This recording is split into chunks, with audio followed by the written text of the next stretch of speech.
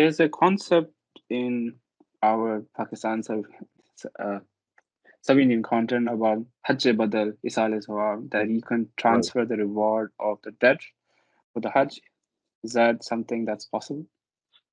Well, I think that in my personal understanding, it is the fact that you get the reward of your intention. If a person has this intention that he would like to do Hajj, and because of some reason he or she is not able to do it, for example, it could be illness, it could be any other constraint, it could be financial constraint, but you have that intense burning desire that God, if I had the health, if I had the resources, if I had the funds, I would have definitely offered Hajj. So you see, in our own Islamic tradition, we have been told that you get the reward of your intention. So basically, a person who has not been able to perform Hajj or offer Hajj, he has already got that reward if he had that intention.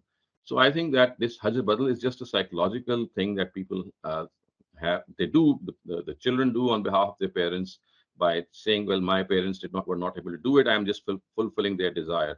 I don't think it is actually required because the person who had that desire had already got will already get its reward. And if the desire was not there, then of course this is a needless thing to do because at that time you will be doing something for your own self.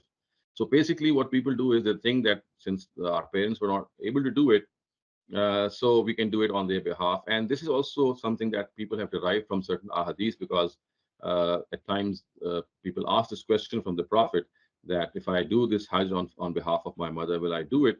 Well, should I do it? So the Prophet would say, Walakal ajr, you'll get the reward. So basically, the reward would be for the person himself who is doing that.